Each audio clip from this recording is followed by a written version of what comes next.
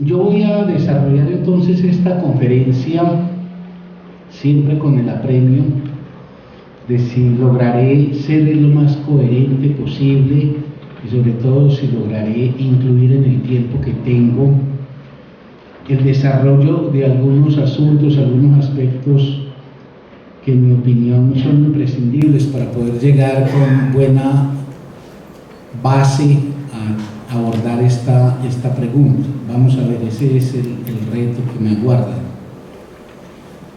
Entonces, el problema que yo quise formular para que nos permitiera en el día de hoy dar cuenta de esta conversación era el de ver cómo operan hoy los individuos y los emparejamientos. A partir de un hecho pues evidente, y es la profunda crisis que atraviesa la pareja contemporánea. Es una crisis inocultable, evidente, una crisis en buena medida desgarradora en la vida de muchos sujetos, allí incluso donde más doloroso puede ser, que es la cotidianidad, desgarramiento que se puede expresar o como estados permanentes de conflictividad y hostilidad, muchas veces y otras veces como resignación y abdicación del deseo. En todo caso hay algo que no marcha en la pareja contemporánea, y eso es lo que obliga a que lo examinemos, a que radiografiemos qué puede estar sucediendo, no con el ánimo de encontrar una salida salvadora, ni mucho menos de proponer un modelo que responda, sino de hacer lo único que podemos hacer con los problemas humanos: pensarlos, conversarlos y que cada cual derive las conclusiones y lleve las cosas al destino que mejor le parezca. Cuando uno habla de esto, no puede hacerlo sino desde algo tentativo, desde algo que uno tendría que decirle a su auditorio: así veo yo las cosas, por esto apuesto yo. Pero eso no quiere decir es la verdad categórica o indiscutible, es casi acudiendo a una especie de fórmula, suscitar una inquietud. Yo voy a partir en la reflexión que les voy a proponer de ofrecerles 5 definiciones escuetas, sintéticas, que quise delimitar con el ánimo de buscar que el discurso que yo emito pueda por lo menos achicar el malentendido, en tanto pudiese compartir yo con ustedes la utilización particular que le doy yo a los términos que van a ser clave de este pronunciamiento mío. Yo había acuñado realmente 6 términos, pero a última hora descartó uno porque me parece que él no es tan en este momento necesario para lo que yo voy a formular. Yo voy a utilizar términos como ser, libertad, deseo, individuo y pareja. Entonces, sobre cada uno de ellos les voy a proponer una pequeña definición también factible de ser modificada, pero que sirva por lo menos de referente para la escucha que ustedes harán de mi planteamiento. Esa palabra ser, palabra densa, compleja, fundamental en la filosofía, yo la voy a utilizar de una manera muy simple, de la siguiente forma: el ser del ser humano, con lo cual estoy diciendo no atañe nada de esto a lo animal, ni atañe al orden material propiamente dicho. El ser del ser humano está señalado por lo que el individuo es y lo que le es posible ser. Es decir, el ser es siempre una potencialidad. El ser es un acto en tanto define lo que hemos concretado. Soy esto que soy, por ejemplo, esto que estoy pronunciando, o esta forma en que encaro la vida, pero soy también el conjunto de posibles que me habita, posibles que podrán ser realizados o no en el porvenir de mi vida. El ser del ser humano en ese sentido atañe a lo logrado, pero también al orden de lo posible. Por eso cuando yo hablo del ser no hablo de ninguna esencia ni de ninguna cosa metafísica, sino de algo muy terrenal, muy concreto y muy puntual, y es que somos esto que somos, pero somos también lo que podemos ser. Y eso es muy importante siempre recordarlo. Yo quizás de ello he hecho ya un estribillo, y es que la vida es lo que es, pero también puede ser otra cosa. Yo voy a plantear una definición de la libertad diciendo que la libertad es, de un lado, el mínimo de restricciones necesarias para la convivencia humana, pero el mínimo de restricciones sobre el individuo, de una parte, y de otra parte el máximo de condiciones para las realizaciones creativas posibles. En términos ideales, ¿qué es la libertad? De un lado, minimizar la restricción. Tiene que haber restricción para que podamos establecer vínculos interhumanos. Es menester que haya restricciones y límites, pero al mismo tiempo esa minimización de la restricción se acompañe de una maximización de las condiciones para las realizaciones creativas de la vida. La palabra deseo la utilizaré en este sentido. Es el empuje inconsciente que me dirige a un objeto que se ha hecho esencial para mí, que cobra forma reconocible, cobra esa forma reconocible que le asigna el fantasma, es decir, esas huellas némicas que han permanecido en uno a partir de sus experiencias primordiales, y cuya conquista del objeto depara un goce supremo. Por eso para mí el deseo tiene que ver con cosas esenciales de la condición humana, del ser humano, es decir, uno no desea nimiedades ni trivialidades. El deseo siempre atañe con algo que es del orden de lo definitivo o de lo que por lo menos es esencial para el sujeto. Me dirige a un objeto, empuje que no es nacido de mi conciencia, objeto que a su vez se releva entre otros objetos en gracia al fantasma que ha derivado de mi historia primordial. Y cuando logro conquistar ese objeto, eso depara un goce supremo. Esa es la noción de deseo. Por eso no la tomo como equivalente a apetencia, inclinación, a gusto, etcétera, etcétera. El individuo, que es importante incluso porque está en el título de esta charla, y que habría que diferenciar de la noción de sujeto, pero voy a dejar de lado el término sujeto porque es el que no voy a utilizar hoy.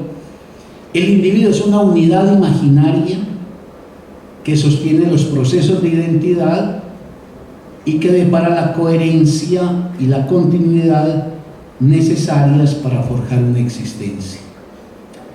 Es muy sencillo, tal vez es un poco ampuloso como lo defino, pero quiero decir, cada cual de nosotros encarna una unidad que es imaginaria. Yo digo yo. Ese yo le tiene que dar una relativa identidad a esto que yo soy, de tal manera que me permita mantenerme con una relativa coherencia y sostenerme en el tiempo, permitiéndome así que forje esa hilación que llama uno una existencia. Que el individuo es imaginario estaría refutado precisamente por el sujeto, que el individuo es una unidad estaría refutado precisamente por la categoría de sujeto, porque la categoría de sujeto lo que nos señala es que nosotros estamos escindidos, fragmentados. Es decir, que en nosotros habita la contradicción, que en nosotros los deseos pueden empujar en direcciones opuestas, que nosotros podemos ser simultáneamente una cosa y la contraria, etc.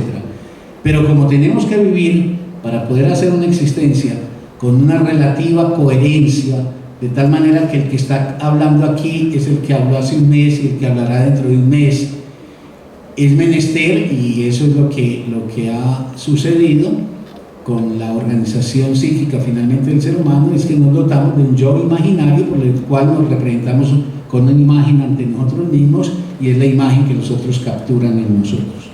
Y por último, el concepto de pareja. Yo la defino así: es la manera de estar y hacer con un otro específico en función de algo que se asume como decisivo en el derrotero de la vida, aspirando a su estabilidad. La pareja es una manera de estar y hacer con el otro. Fíjense que no la sitúo, por ejemplo, en relación a una categoría como el sentimiento amoroso, porque el amor no es definitorio de la pareja. En la historia de la pareja en Occidente, la relación amor-pareja, esa fundación de la pareja en el amor, es relativamente cercana a nosotros. La pareja antigua, la pareja medieval, se establecían, se definían y se consolidaban hasta donde era posible, porque también la disolución cabe en la noción de pareja, pero no tenía que ver con el amor. Podía ver con la filiación, con la compañía laboral, etc. El amor es más bien un fundamento que empieza a gestar Occidente en la modernidad. Estos son pues los 5 términos que les propongo que sostengan como definiciones lo que yo voy a formular, y que espero pues hacerlo de la manera más clara posible. Anticipo que la tesis que yo quisiera sostener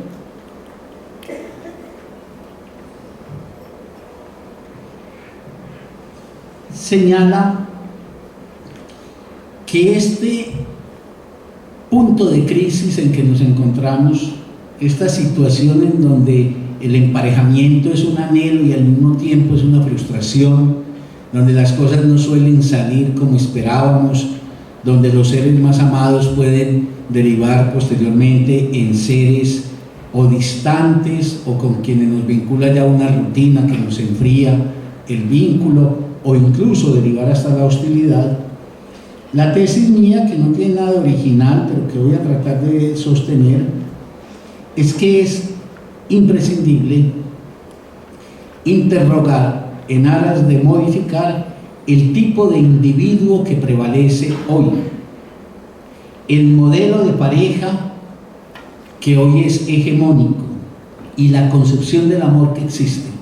Una concepción del amor que se nutre de 2 frentes: del romanticismo y de todas estas nuevas pseudopsicologías y pseudofilosofías que se llaman autoestima, superación personal, etc.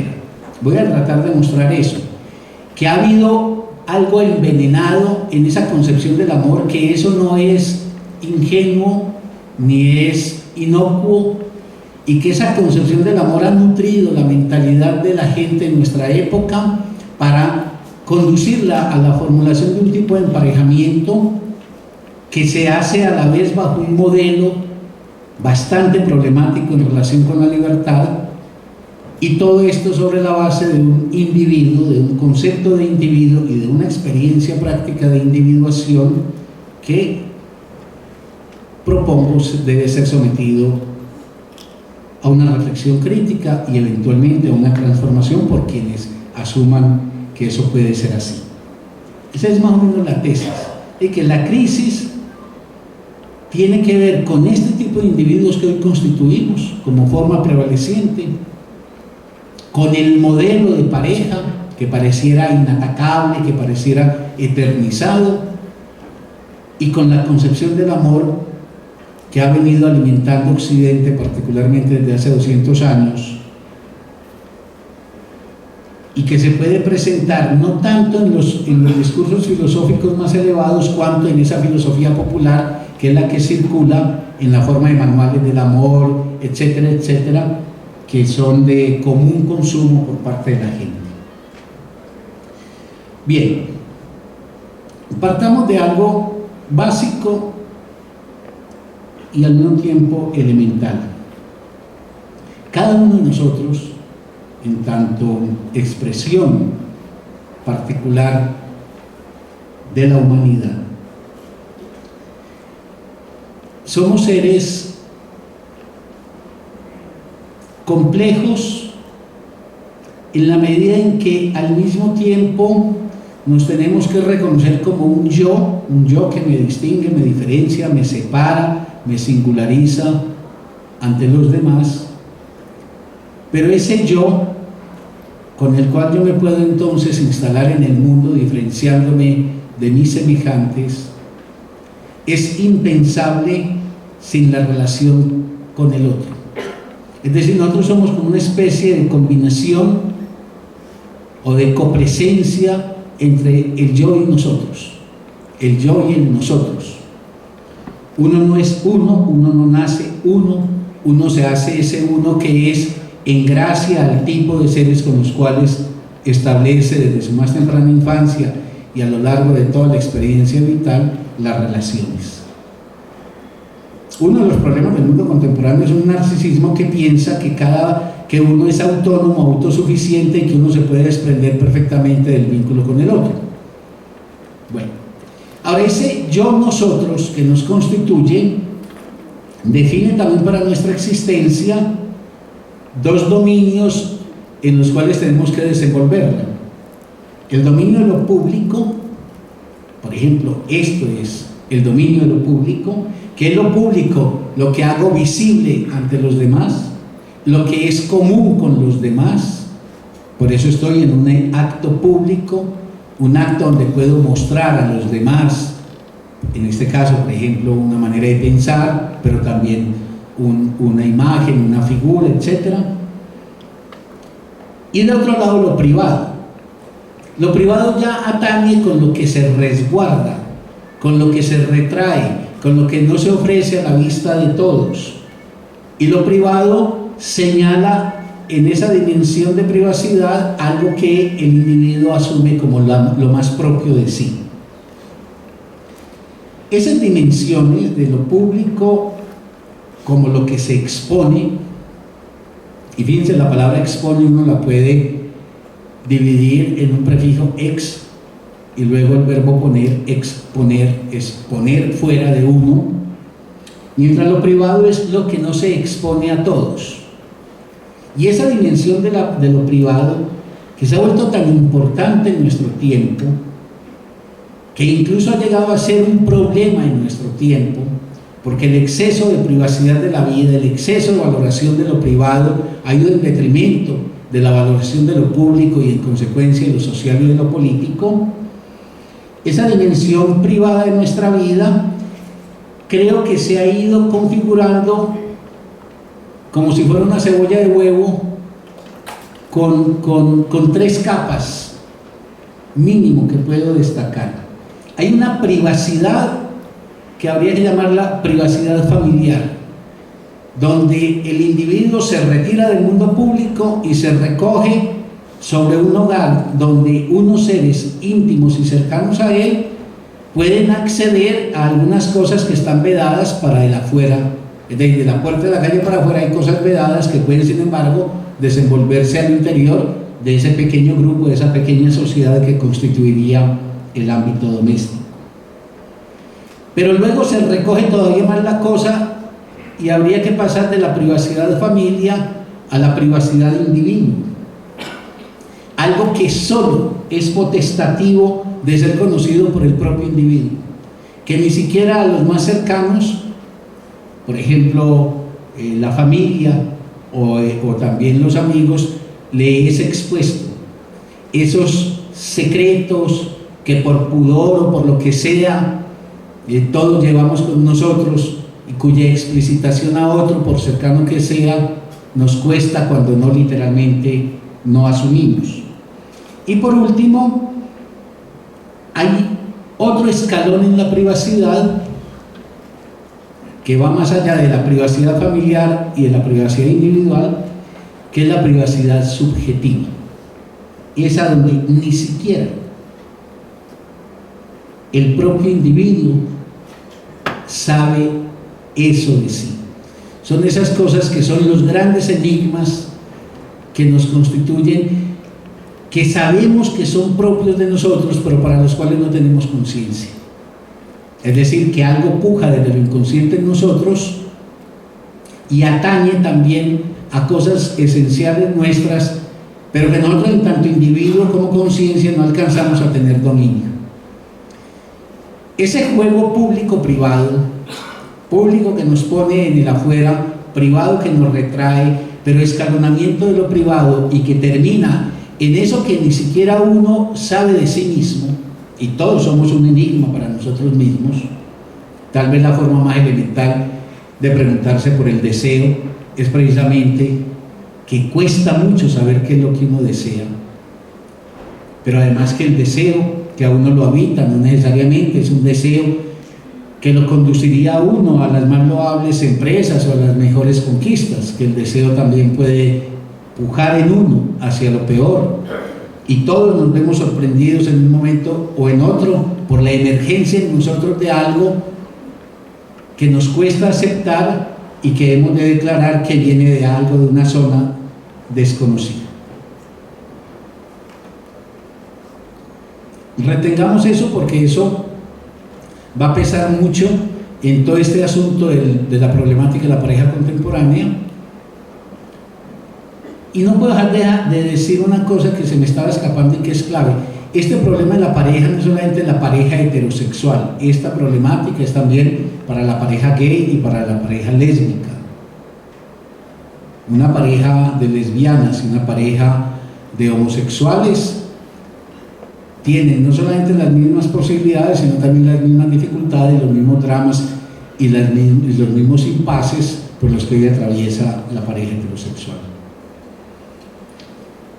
Ahora, hay una figura que es clave de la modernidad. Cuando yo digo modernidad, estoy situándome en ese proceso de transformación que Occidente emprendió. En eso varían mucho los teóricos, pero hay un relativo acuerdo que hay una modernidad temprana que puede datar del siglo XVI, XVII, y una modernidad tardía que data del siglo XX.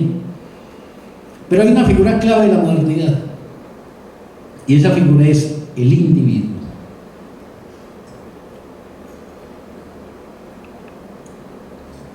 El individuo empieza a delinearse en la historia de Occidente cuando se rompen los vínculos homogéneos de las comunidades. Las comunidades homogenizan, las comunidades asemejan, las comunidades sitúan a los individuos según lugares que les permiten funciones. Las comunidades no las van bien con los individuos trazan diferencias, los individuos generan alteridades, etc. Cuando en la historia occidental las experiencias comunitarias empiezan a deshacerse y empiezan a aparecer las formas asociativas que llamamos las sociedades modernas, estas sociedades, las que algunos teóricos definen como las sociedades contractuales, entonces dan lugar a esa diferencia que llamamos individuo. Quizás lo más elemental para uno definir el individuo es que el individuo es aquello que hace una diferencia con respecto a otro. No necesariamente una rareza. El sujeto sí es la rareza.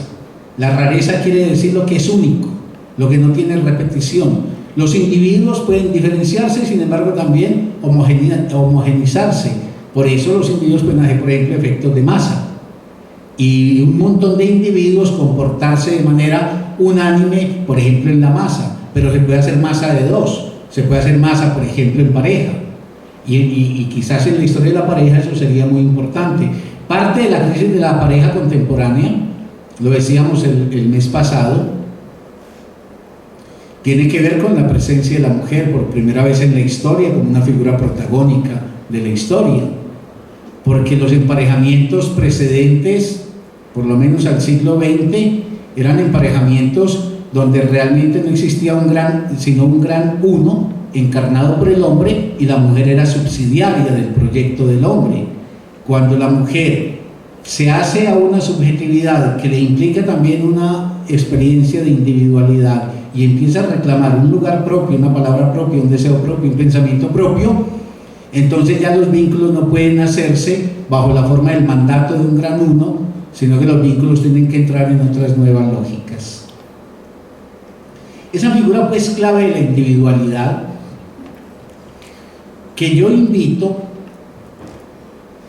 Y yo esto lo digo con toda la prudencia del caso, porque yo sé que entre los asistentes hay muchas personas que tienen que ver con el campo de la psicología, y lo mío no en ningún momento apunta a devaluar el compromiso que cada cual de ustedes tenga con esta disciplina, pero yo sí creo que un problema del mundo actual es la psicologización exacerbada de la vida, esa especie de imperio de la psicología que hace precisamente correspondencia con la privacidad de la vida, y la despolitización de la vida y la pérdida de una dimensión pública de la vida, el achicamiento de la dimensión pública y el recogimiento sobre la vida privada se apareja con la devaluación, por ejemplo, de la sociología y de la política, y con la exaltación de la psicología.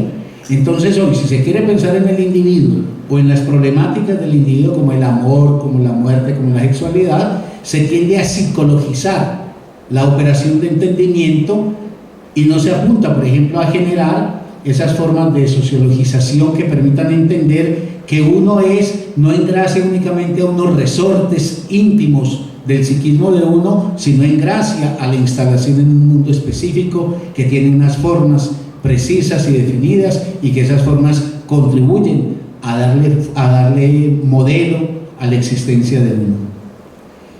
En todo caso, el individuo hoy es una figura central, y hay una gran valoración de la individualidad, por costoso que sea y por incluso retardados que se encuentren en algunos procesos para asumir la individualidad.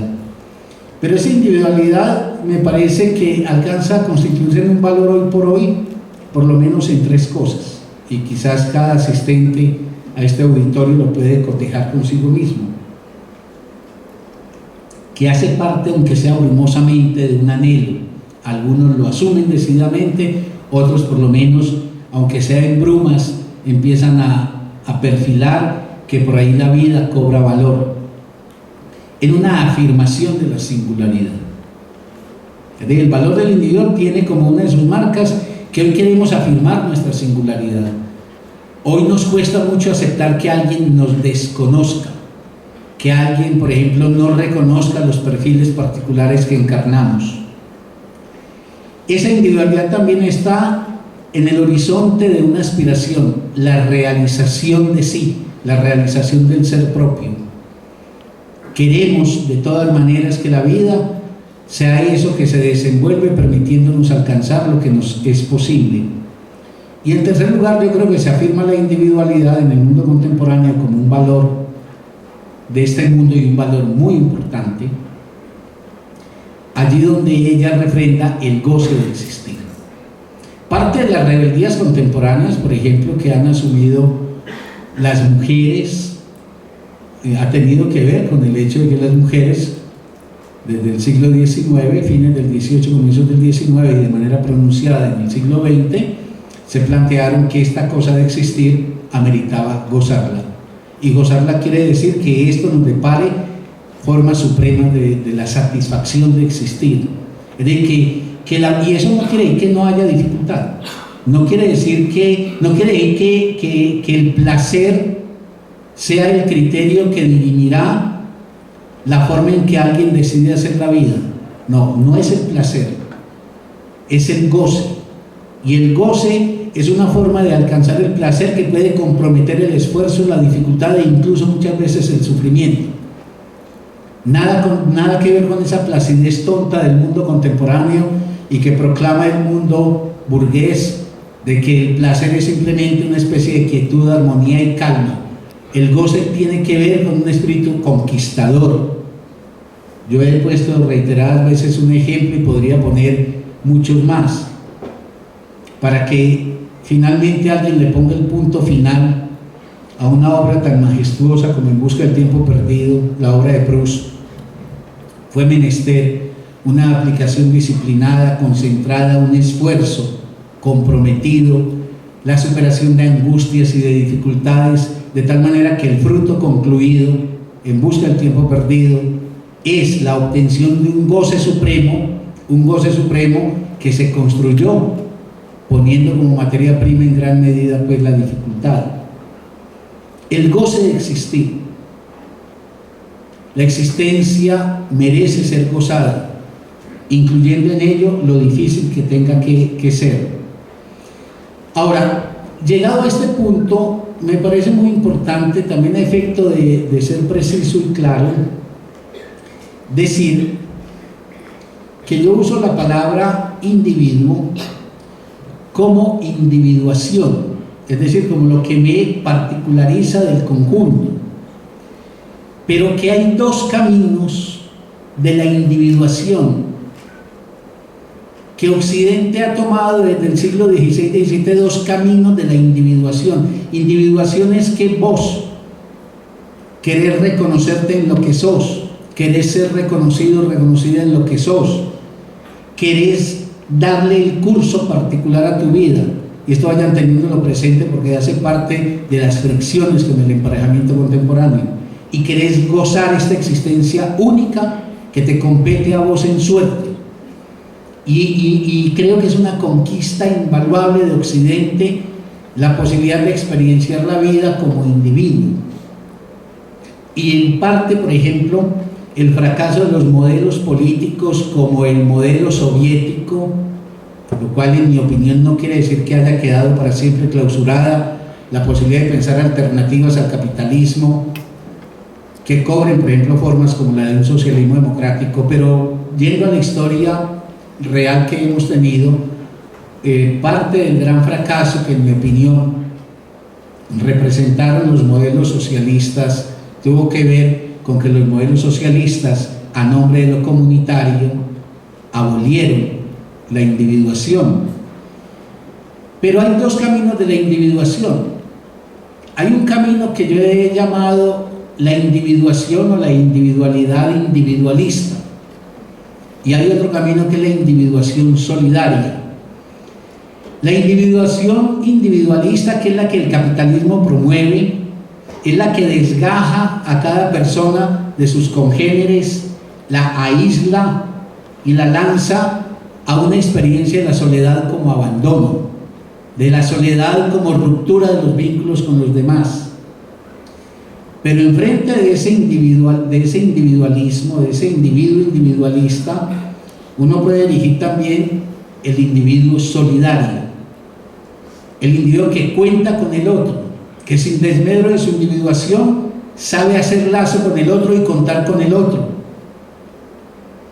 Y en esa medida es un individuo, el solidario, que también experiencia la soledad, pero no la soledad como abandono, que señalaba para el primer caso, sino la soledad como recogimiento sobre sí mismo, que son dos formas de experienciar la soledad. Y esto también es muy importante porque en la perspectiva del análisis que yo propongo, la pareja puede vivirse o como aquello que yo repelo en tanto soy un individuo individualista y por ende no puedo comprometer nada mío con el otro y no puedo pasar mi goce por el otro, o puedo establecer una relación con mi pareja en términos de un individuo que sabe hacer con el otro. Lo que pasa es que en ese segundo caso es donde, en mi opinión, es menester introducir una reflexión sobre el modelo que prevalece actualmente de la pareja. Bien, ahora, los individuos, ya sea el individualista o el solidario, hemos establecido por lo menos 3 cotos. La palabra coto señala 3 dominios cerrados a los que no tiene acceso cualquiera. 3 cotos del individuo. Uno con respecto a las relaciones sociales, es decir, hay cosas que el individuo no permite que lo social ingiera en él, pase una frontera y lo invada. Un coto con respecto a las relaciones estatales. Hemos conquistado, por ejemplo, esa categoría fundamental de derechos humanos, presente como una defensa del individuo frente a la pretensión invasora del Estado. Y hay también un coto que el individuo ha establecido, ese sí me parece a mí mucho más brumoso y quizás donde es menester que pongamos la atención nosotros en esta charla, en las relaciones afectivas. Entonces, en lo social, en lo estatal y en lo afectivo, el individuo genera un coto cerrado, pues un coto es redundante decir cerrado, para blindar la penetración por parte de un otro, a no ser bajo ciertas condiciones que cumpla ese otro. En las relaciones sociales y estatales, cuando vedamos el acceso, por ejemplo, de la sociedad sobre nuestra privacidad o del Estado sobre nuestra individualidad, podemos decir que estamos en un orden sociopolítico en donde las sociedades se calibran en su valor según, por ejemplo, la capacidad de respetar efectivamente los derechos humanos. Pero en las relaciones afectivas, que es lo que nos incumbe hoy, ese coto debe estar definido por un orden ético. Si el primero es del orden sociopolítico, en lo estatal y social, este segundo tiene que ver con un orden ético. Y es lo que yo espero hacia el final mostrar, que en mi opinión, es una opinión entre otras opiniones, el abordaje de la problemática contemporánea de la pareja está reclamando una reconsideración radical de cuáles son los fundamentos éticos que le están sosteniendo. En todo caso, esos cotos que el individuo establece, esos por los cuales vos te sentís, por ejemplo, profundamente indignado, si en un ámbito social te prohíben, por ejemplo, enunciar tu palabra, ¿qué es lo que nos incomoda cuando tenemos que ir a ciertos lugares de este país de nosotros? Que sentimos que está impedido que podamos decir lo que pensamos y que hemos perdido, por ejemplo, el derecho al ejercicio libre de la palabra. El individuo recela de eso, porque hoy consideramos como algo propio de nuestra individualidad el poder pronunciar lo que pensamos, y le exigimos a la sociedad que respete la libertad de pensamiento. Y cuando una sociedad, como en el caso de la colombiana, ha perdido tanto en el ejercicio real y concreto de la libertad, entonces sentimos que estamos viviendo una sociedad que está más inclinada hacia los totalitarismos o las tiranías que hacia las formas democráticas. No queremos ni aceptamos que el Estado intervenga sin respetar fueros íntimos de los individuos, pero eso también tenemos que trasladarlo a la pregunta concerniente con los emparejamientos. Es decir, ¿cuál es el fuero que tiene cada individuo de la pareja que no puede ser traspasado por el otro, por más amado que sea el otro? Y en donde probablemente radique parte de la gran problemática contemporánea, es en el tipo de ética que ha servido de base a la pareja actual. Ahora, con esos cotos el individuo ha tratado de generar para sí, pues por un lado, un dominio para su libertad, una forma de poder ejercer con independencia su propia existencia, un ámbito de la intimidad, un ámbito del recogimiento sobre mí, pero también ha tenido que pagar un precio, que también lo experimentamos hoy, una cierta incomunicabilidad, algo que desde mí siento que es imposible llevar al otro, algo en mí que no solamente es enigmático para el otro, sino que muchas veces es enigmático para mí, y que ese problema de la comunicación como una cierta imposibilidad de diafanidad y de transparencia con el otro nos constituye también hoy por hoy. Bien, pero ¿cuáles serían los síntomas que podríamos entonces mostrar en el individuo individualista que prevalece hoy?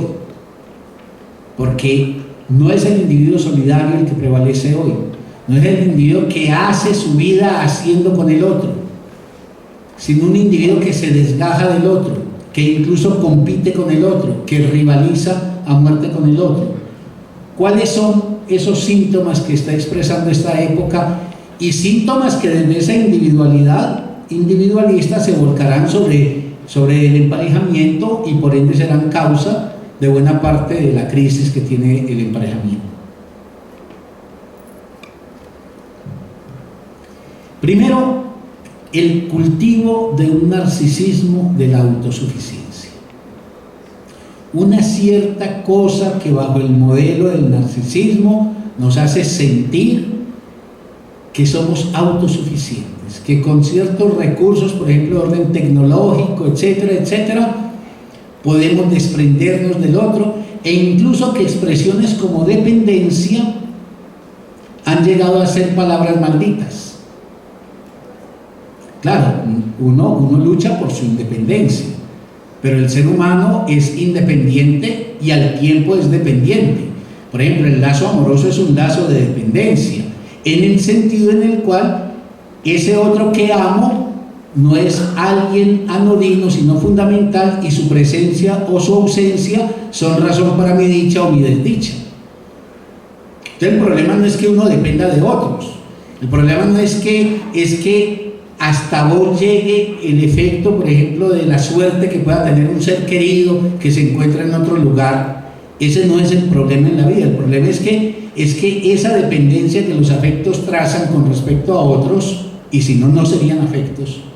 Y por eso el mundo contemporáneo es un mundo contra el afecto y más bien exalta en la emoción y la sensibilidad y no quiere saber de los sentimientos, porque los sentimientos comprometen a un individuo a salir fuera de sí y a tener en la vida anclajes que le harán depender para su dicha de la fortuna, por ejemplo, que tengan esos seres que él quiere. Ese narcisismo pues de la autosuficiencia, ese culto de sí mismo, ese no necesito a nadie, no tengo que entrar en relación con nadie ni comunicarme con nadie, ese culto al éxito, por ejemplo, ese culto a la inteligencia, al genio y al talento, eso que se vive a toda hora promoviendo con premios, con obtención pues de diplomas, etcétera, de que uno se distinga por una superioridad, por ejemplo, intelectual o empresarial o lo que fuere, que le devuelva en el espejo la imagen de alguien autosuficiente que no tiene que entrar en relación con los demás. Ese narcisismo de la autosuficiencia ha contribuido efectivamente a la desestructuración del vínculo con el otro. ¿Qué quiere decir eso?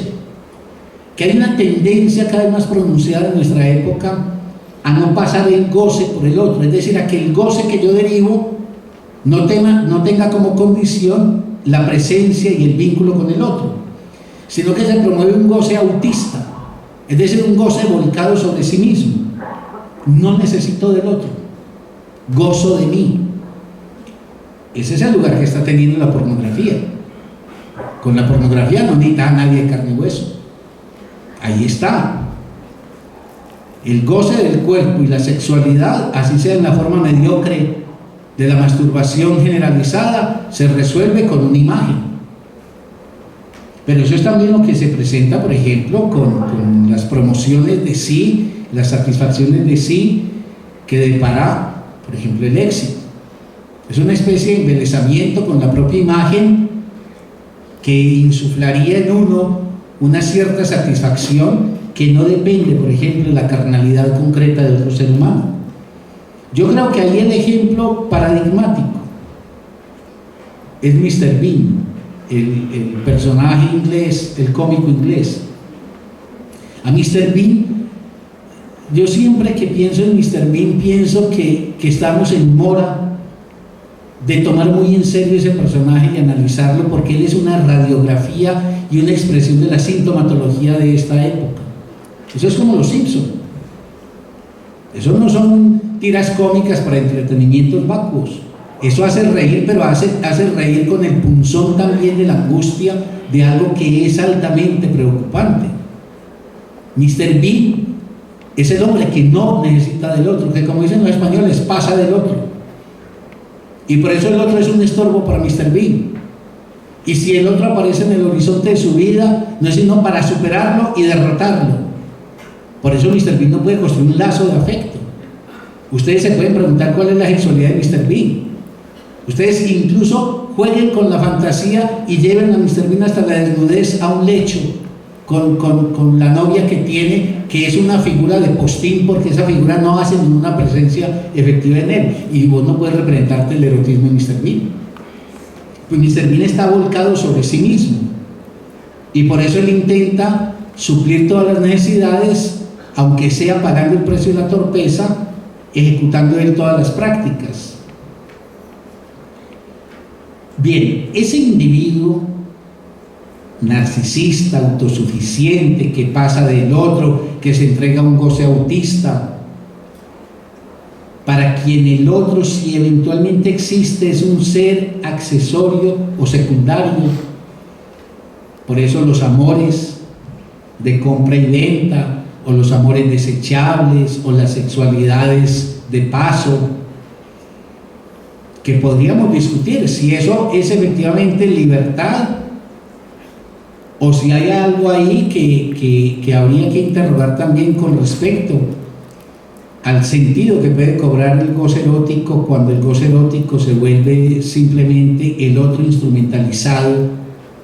Es que yo le he dicho quizás de manera un poco brusca, yo he dicho es que uno se puede masturbar con el órgano genital de otro o con el órgano bucal de otro. Algo que nos contaba en un seminario un muchacho norteamericano, bueno, eso debe existir aquí también, pero pues yo no conocía, pero esos sitios donde un tipo paga una suma, pasa a un lugar en donde únicamente hay un agujero y él pone el pene en ese agujero y al otro lado alguien hace una práctica oral con su pene y eso efectivamente produce una descarga, porque es que el cuerpo humano es maravilloso y hace tantas cosas, y una de esas cosas puede ser eyacular. Ahora, si la sexualidad se lleva al punto de una eyaculación con alguien anónimo y con alguien además despedazado, y además que me despedazo yo, porque no soy sino un órgano con otro órgano, y alguien quiere reivindicar, hey, ese es un placer y no vengas con poses moralistas aquí, yo voy a decir, seguro que no voy a plantear jamás que haya leyes, ni prédicas, ni proclamas, pero sí discutamos el sentido de lo humano que se está poniendo en juego, allí donde los seres humanos finalmente terminamos hechos pedazos de anatomía o instantes efímeros. Ahora, ahí sí, cada cual tiene efectivamente la libertad de optar por el camino de la vida que considere mejor. Ese ser humano de hoy, narcisista, autosuficiente, etcétera, en mi opinión tiene un problema también bravo que nuestra cultura está promoviendo, y es que es un ser que no quiere saber de los límites ni de la falta. Es decir, es como si no hubiera un punto de tope donde uno tuviera que decir, por ejemplo, en el conocimiento, no sé, o donde uno tuviera que decir, dudo, o donde uno tuviera que decir, me equivoqué, o donde uno tuviera que decir, discúlpame.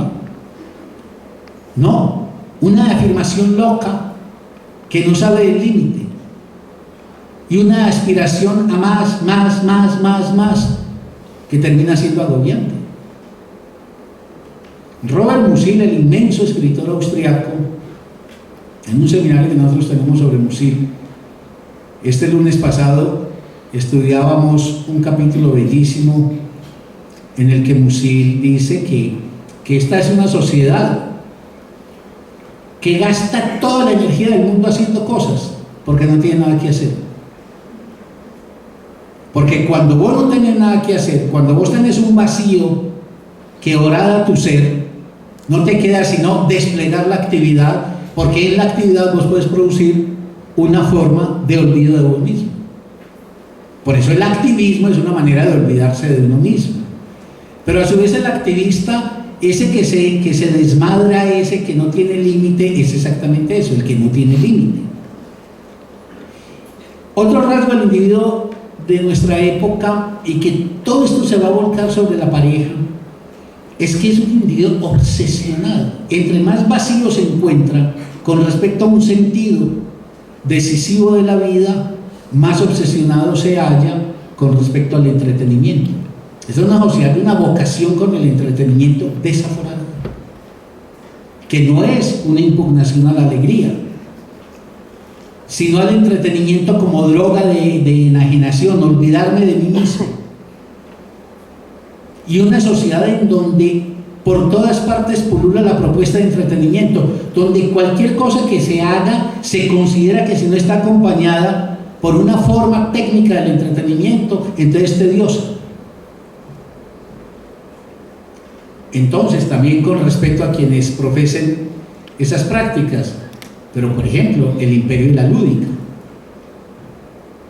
Entonces, que para enseñarle a alguien hay que hacer lúdica, que es de todo. Si las cosas no se ponen en plan de un juego generalmente de corte infantil, entonces la gente estará muerta de tedio.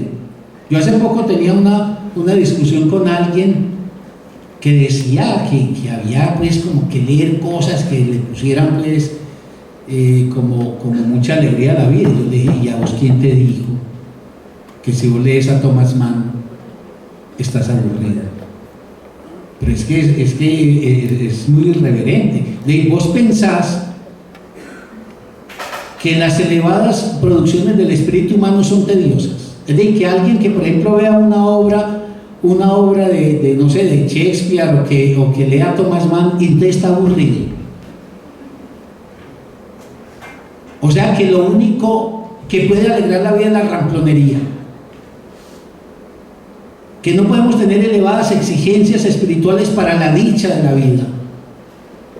Pero es un sujeto que está obsesionado por el entretenimiento, que por eso está entregado, en mi opinión, a una cultura ramplona. Y ojo que yo no hago una defensa de eso que se llama cultura académica ni nada de eso, que eso es a veces hasta peor.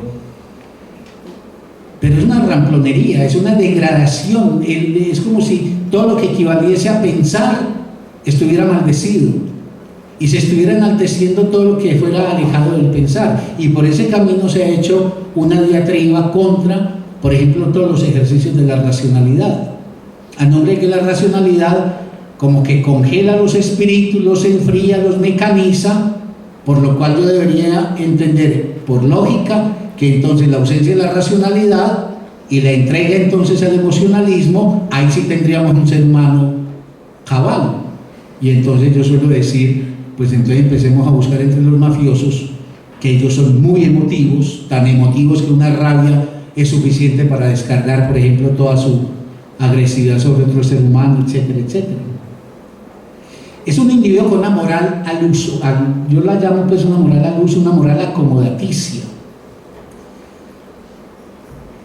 Y entonces se ha devaluado que se tenga, por ejemplo, posiciones donde haya algunos principios. Los principios pueden ser discutidos, pero discutidos, no desconocidos.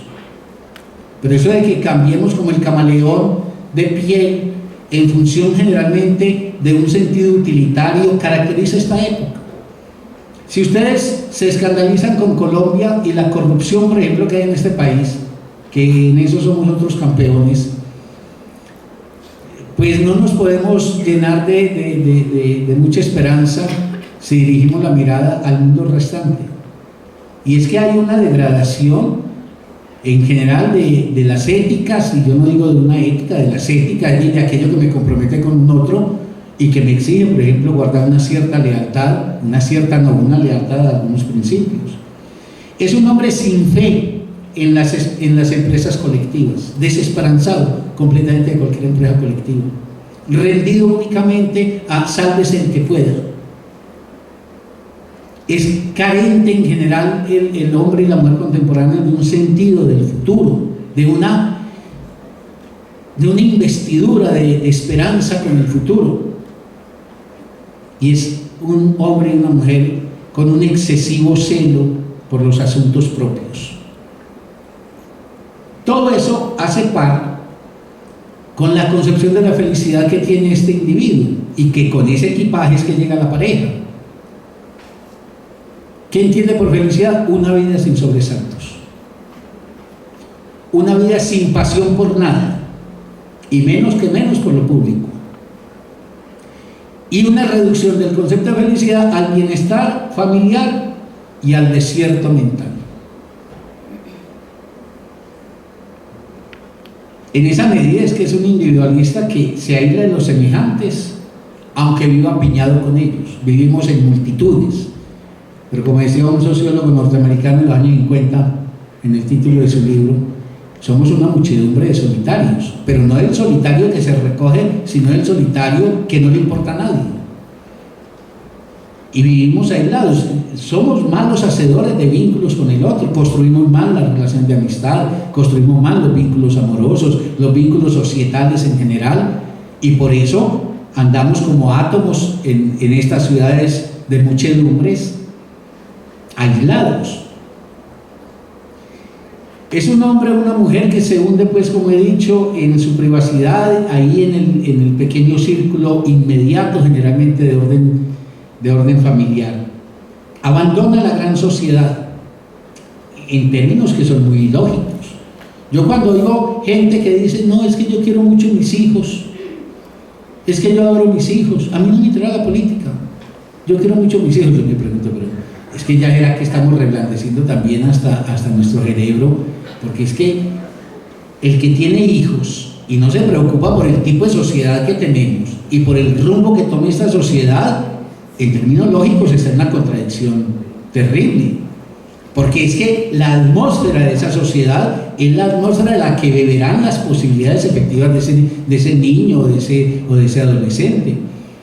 Es que la relación del individuo con la polis no es la relación de quien lo hace simplemente por una generosidad y un desprendimiento.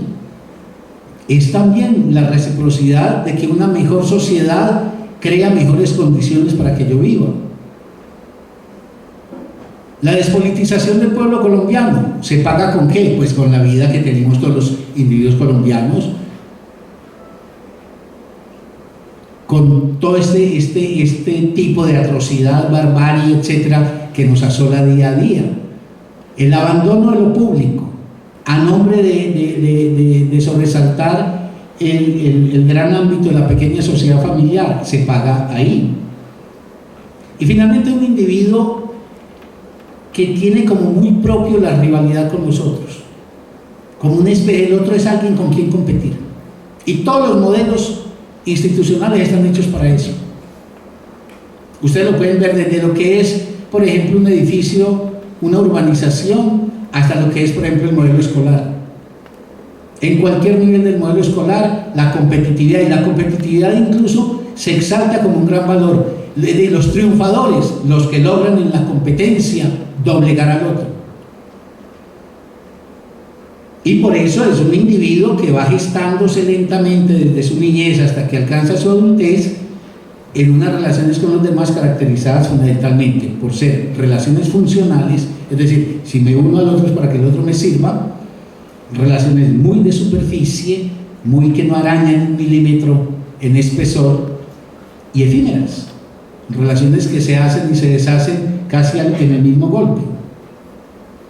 Y mientras esas relaciones se debilitan y son efímeras, entonces las relaciones consigo mismo que establece el sujeto están siempre jalonadas por una especie de reclamo de que el placer debe estar antepuesto a cualquier otra cosa.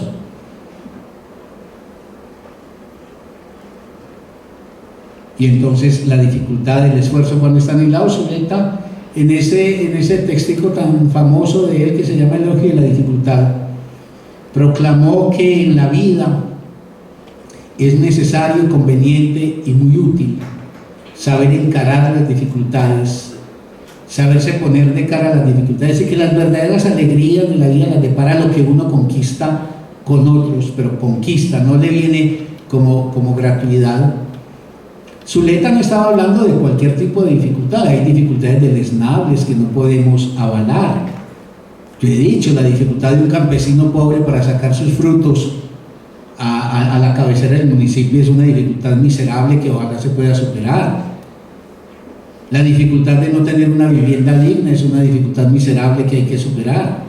Pero la dificultad de aplicarse con tesón a generar una obra de arte, a diseñar un espacio habitacional, a construir, por ejemplo, una relación, etcétera, son dificultades que deben ser asumidas por el sujeto, precisamente porque en el empeño de lo difícil es que podrá obtener, por ejemplo, los goces mejores de su vida.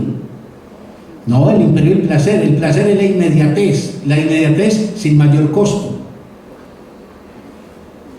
Esa sobrevaloración que ya mencioné de sí mismo con respecto a los demás, algo que yo creo que hay que examinarlo en términos también éticos en algún momento, que es el primado del egoísmo, y ese culto de sí que hace tan difícil, por ejemplo, el gesto de la generosidad, al punto que la generosidad se volvió sospechosa.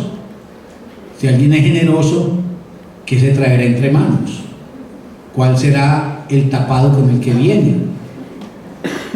Un individuo de la introspección, porque claro, es un individuo de la desconfianza. Entonces todo hay que mantenerlo velado y sobre todo introvertido, porque el otro que aparece ante mí es una amenaza que quién sabe qué daño me puede suscitar.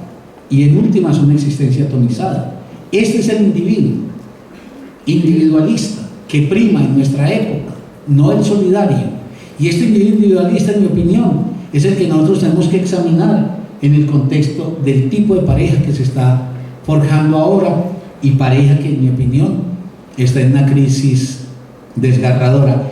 Ese hogar donde la gente se recluye en la esperanza de que allá sí encontrará el nido de amor, se les ha vuelto las más de las veces un pequeño infierno doméstico. Ahora, hablemos un momento de la pareja, porque ya más o menos es el recorrido del individuo y ahora me interesa traer el concepto de pareja para ver cómo enchufa el uno con la otra. Lo primero es que hay que evitar una crítica simplista a la pareja. Esa crítica que diría, no, lo que pasa es que yo no me emparejo porque es que emparejarse niega la libertad, porque es que eso implica mucho compromiso. Por lo menos yo no estoy en esa línea de análisis, y para mí la libertad y el compromiso no están reñidos. Y si cuestiono el emparejamiento actual, no es porque compromete, porque creo que la vida humana es un compromiso, es por el modelo de pareja y por el tipo de individuo que forja esa pareja. Pero la vida tiene que ser compromisos, y los compromisos implican que el sujeto sepa ponerse límites. Yo le decía en estos días a mis estudiantes que comenzábamos clases en la universidad,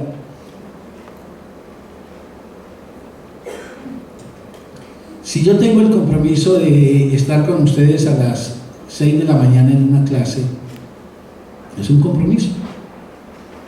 Compromiso quiere decir que algo mío está atado al otro, y que si yo tengo respeto por el otro, allá estaré a las 6 de la mañana en clase, porque el otro está allá. Ahora, ese compromiso desdice de mi libertad. Ese compromiso impide el ejercicio de mi libertad. Al contrario, es cuando uno se compromete con algo o con alguien que puede forjar ese camino que se llama la disciplina, que es otra palabra que habría que reivindicar. Disciplina no es autoritarismo, ni violencia, ni sometimiento a ultranza. Disciplina quiere decir capacidad de concentrarme en algo para aplicarme tesoneramente a la labor sobre ese algo. Es esa disciplina proveniente del compromiso lo que permite finalmente que un sujeto o un individuo pueda rendir los frutos con los cuales pueda reconocer dichoso. Por eso mi crítica a la pareja no es por el hecho de pareja, porque por eso en el título yo puse. Entonces las opciones son: o pareja sin individuos, bórrese en su individualidad para que hagamos aquí el gran uno de los dos, o sepárese totalmente de cualquier proyecto de pareja para que pueda sostener su individualidad. La dicotomía es esa: pareja sin individuos, individuos sin pareja. Para yo poder gozar de mi singularidad, debo mantener a raya a los demás, incluido por ejemplo un hombre o una mujer de quien me enamorase. Yo creo que esa es una falsa oposición. Lo que pasa es que en esa falsa oposición se está moviendo esta sociedad. Yo acabo de leer a un escritor norteamericano que hace una proclama y una defensa abierta y directa del no a la pareja y el sí valiente a la soledad, porque es que cualquier forma de emparejamiento le implica a uno costos y renuncias. Y entonces a mí me quedaba esta impresión: ¿y qué en la vida no le implica a uno costos y renuncias? A mí no me atemoriza que uno tenga que comprometerse. Me pregunto qué compromiso y en qué tipo de compromiso me embarco. A mí no me produce ningún tipo de rechazo que uno, para vivir en sociedad, tenga que acatar un montón de reglas. Yo lo que me pregunto es cuál es el carácter democrático de esas reglas con las cuales nos comportamos, etcétera, etcétera. Pero la crítica a la pareja hay que, por lo menos en mi perspectiva, sacarla pues de ese camino simplista de creer que se trata de un no al otro para poder entonces reivindicar mi individualidad. Porque es que además hay una falacia. Mire, el otro, ese con el que uno se compromete, en la amistad, en la pareja, en la relación profesor-estudiante, en cualquier cosa donde uno se compromete en la vida con un semejante. El otro puede ser dos cosas. O el otro puede ser un coartador de la libertad. Efectivamente, el otro puede constituir un poder conminador que me impida desplegarme. O el otro puede ser la potencia que me despliegue. Nosotros en Corposuleta insistimos mucho en una experiencia, y es que, y me disculpan quienes ya me oyeron en otra oportunidad de esa mención, pero, por ejemplo, nosotros tenemos un seminario muy bello que se llama El amor, la vida y la muerte a través de la gran literatura. Y estamos ahora leyendo la literatura norteamericana. Y cada uno llega con el cuento de la oportunidad lo más exhaustivamente que ha podido en su lectura. Bien, ya nos encontramos 25 almas a conversar. Siempre. Y eso para mí, cuando yo hace muchos años entendí eso, yo sentí que algo se me abría.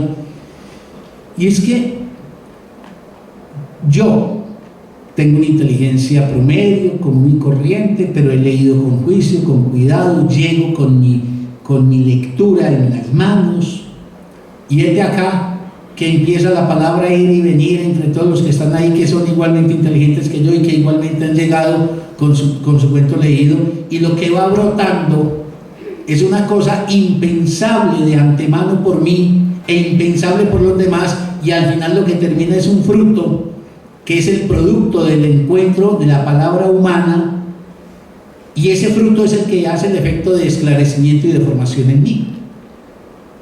Por eso uno puede leer, por ejemplo, a cualquier gran escritor solo y no conversarlo con nadie, pero yo sí estoy absolutamente seguro que basta que uno ponga en palabra dirigida a otro y a la espera de la palabra del otro cualquier cosa que uno haya leído o vivido, para que inmediatamente el efecto de la palabra le abra dimensiones inéditas a la experiencia. Entonces yo digo, el otro puede ser el que lo culmina y lo restringe a uno. Ahora el otro puede ser el que le abre las compuertas de la vida. Cuando uno se remonta a la historia de los amores que uno ha tenido en la vida, que siempre son muy poquiticos, yo digo, un amor en la vida tiene un registro muy fácil de precisar. Es una fractura en la historia de uno. Es alguien con quien uno no pudo seguir siendo el mismo después de que se encontró. Es alguien que llega e impronta el ser de uno. Y ese ser le deja a uno lecciones para siempre, aperturas para siempre. Y entonces es esa mujer que amé en esa oportunidad, la que me regaló, por ejemplo, el descubrimiento de la literatura rusa. O es ese amigo querido que me descubrió, por ejemplo, el universo del psicoanálisis. Es decir, es que el otro es también el soporte de las aperturas de uno. Un solipsista, alguien que está únicamente volcado en sí mismo, renuente. Y ojo, hay muchos solipsistas que buscan la pareja para que les sirva de andadera. Es decir, para yo no sentirme solo del todo, construyo un alguien que es un alter ego mío, con el cual yo entonces irradio mi narcisismo sobre un otro que está condenado a la admiración por mí. No, yo estoy hablando del encuentro entre seres humanos que, sabiendo de su límite y de su falta y sospechando que el otro puede traer hasta ellos la apertura de nuevas dimensiones, saben que el encuentro, y sobre todo comprometido con el otro, antes que ser coartación, es apertura de la libertad. Ahora, yo esto lo podría ejemplificar de muchas maneras, no voy a detenerme porque el tiempo corre y necesito llegar a lo que más me interesa. En todo caso, sí quiero dejar claro que en esto que yo estoy examinando sobre la pareja y el individuo, para llegar a la crítica del individuo individualista y al modelo de pareja carcelaria que existe hoy, hay que decir lo que dije al comienzo: no puede haber en este campo proposiciones categóricas. Más allá de que yo hable con vehemencia, mi vehemencia no quiere decir categórico, es decir, que palabra santa dicha y ejecutada, ¿no? La vida humana está para que la conversemos y que cada uno prenda en la dirección que considere más pertinente. La vida no es sino pensar y conversar, no más. Y de ahí en adelante que se abran las direcciones que cada ser humano considere que debe transitar. Cada uno decide en última instancia. Ahora, pero la pareja, yo decía cuando la definía, que es un modo de estar y hacer con otro, compartiendo dominios esenciales y con carácter exclusivo o preferencial y según un pacto establecido. Por eso yo no sitúo el amor en el fundamento de la pareja. Por ejemplo, en la Edad Media un caballero se emparejaba con una mujer con quien se desposaba, porque el soporte del emparejamiento era la filiación. Había que garantizar, por ejemplo, la progenie. Entonces la pareja ligaba, pero por la descendencia. Hoy hay gente que se empareja no por el amor, sino por la necesidad urgentísima de tener a alguien que lo acompañe, porque tiene una gran angustia con la muerte y con cualquier metáfora de la muerte, la enfermedad, la vejez, etc. Ahora, Occidente promovió desde el siglo XVIII que aquellos que se amen se emparejen, cosa que hace unos días, creo que en la conferencia hace 2 meses yo planteaba que es exactamente antagónico con el modelo del amor caballeresco, donde más bien el amor reñía con la institucionalidad matrimonial, pero bueno, ese es otro asunto. Hoy la pareja implica un sentido sentimental para muchos, pero ya les dije, no siempre fue así. Pero hoy la pareja ha terminado por convertirse en una especie de valor por un lado y de ideal por el otro, que la presenta como si ella fuera necesaria e imprescindible. ¿Qué hay de la vida del que no se empareja? Hay de la vida del que camine sin pareja, incluso aunque tenga muy buenos amigos, aunque tenga muchas causas por las cuales vivir y luchar. No, la pareja pareciera necesaria e imprescindible, y que sin ella el fracaso existencial. Entonces hay gente que anda desasosegada porque está sola, y todos los clubes de solitarios que ansiosamente buscan a través del internet, o que van al bar donde saben que se encuentran otros solitarios, sin hacer ningún tipo de broma con esa situación humana. Lo que yo me pregunto es como si fuese imperioso, como si fuese condición sine qua non para uno hacer una vida con sentido, que uno tuviera pareja. Eso es un valor de esta época. Eso no quiere decir que el ser humano no pueda construir. Por ejemplo, yo en alguna ocasión decía acá que porque no ponemos en interrogación si no es superior hoy por hoy el valor de la amistad al valor del amor, si no es más preciado, por ejemplo, el don de la amistad que el don del amor. Pero por lo menos como hipótesis discutámoslo, pero no demos eso por establecido y pensando que en la cúspide de los sentimientos humanos está el amor apasionado por alguien, y de ahí empiezan a descender las valoraciones afectivas, y por ahí está en los entretelones está la amistad. Pero uno puede preguntarse, y podría yo remontarme a la historia de hombres y de mujeres que sufrieron a de la amistad el emblema de su existencia, y que en un momento dado, por ejemplo, dejaron de lado un proyecto de pareja. Esa es una opción, no tendría que ser así para todo el mundo, pero lo que es muy discutible es que la otra idea se imponga como si fuera taxativamente obligatoria para todos, que todo el mundo tiene que andar emparejado, y entonces todo el mundo tiene que andar con los ojos ansiosos a la espera de aquel o aquella que finalmente vendrá a ser el gran uno con él. Cualquier modelo de pareja, soy de la consideración que hay que examinarlo en función de 2 coordenadas. De cada que alguien haga pareja con otro, debería preguntarse en función de 2 coordenadas. Una, la del deseo, es decir, en qué medida esta pareja y su modelo está facultando, desplegando, posibilitando mi deseo como fuerza hacedora de lo que soy. Y otra el poder. O sea, una coordenada es el deseo y otra coordenada es el poder.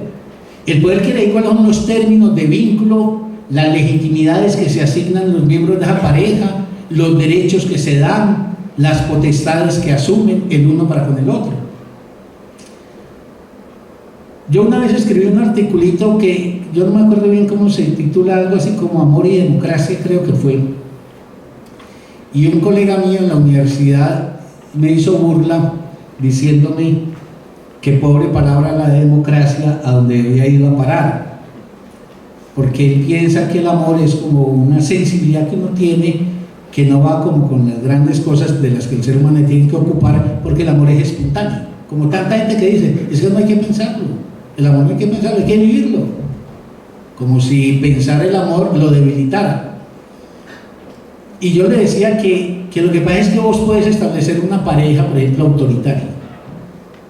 Puede ser una pareja tiránica, donde uno de los dos sojuzga al otro.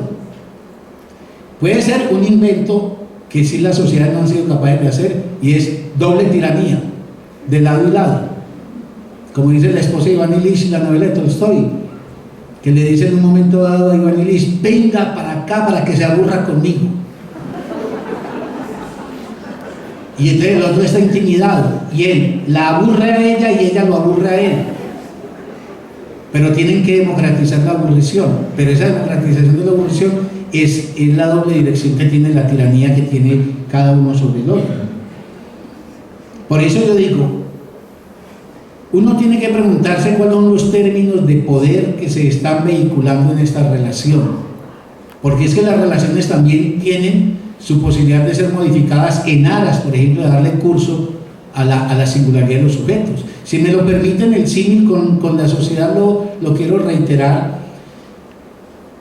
No es lo mismo esa noticia que salía del primer ministro noruego era, el que se vistió de taxista y salió por las calles manejando el taxi para conversar con los usuarios del taxi sobre la situación del gobierno. Yo pensaba, pues eso que ni le ocurra pues a un presidente de este país, salir de anónimo vestido de taxista. ¿Por qué? Porque las condiciones de poder en Colombia son de una posibilidad del paso a la violencia tan fácil, que ciertas prácticas que otras sociedades pueden hacer entre nosotros están vedadas. Y entonces, como hay que luchar por una sociedad donde los individuos puedan respirar, tener un oxígeno que les permita hacer la vida que mejor les parezca, igual pasa con las parejas. Es que las parejas pueden asfixiarse en el dominio mutuo o en el dominio de uno sobre el otro. ¿Cuántos modelos de pareja no están hechos? El psicoanálisis lo ha mostrado para hacer una especie de síntoma dúo. Es decir, yo tirano necesito a alguien que tenga espíritu de oveja, y entonces alguien que se plantea, yo necesito a alguien que me mande, alguien que hable por mí, alguien que me trace lo que he de hacer, y el otro goza, por ejemplo, de ejercer eso. Pero si vos tenés un espíritu que te lleva a amar la vida en la libertad, pero no solamente la libertad tuya, sino la libertad de los otros, incluido ahí la libertad de tu pareja, entonces el modelo de pareja es de qué es lícito y qué no es lícito en esa pareja. El próximo mes yo voy a examinar aquí uno de los temas más álgidos del emparejamiento en la relación deseo-poder, que es el tema de la fidelidad. Porque la fidelidad, ese punto sí que está mal abordado, porque se sigue repitiendo el modelo cristiano de la fidelidad. Fidelidad es un débito y punto. Ahora hay que incluir en el problema de la fidelidad también el asunto del deseo. ¿Qué quiere decir ser fiel en una época donde el deseo tiene cabida como un rasgo definitorio de la subjetividad y de la individualidad de uno? Entonces, deseo y poder hay que examinarlos en el seno del emparejamiento.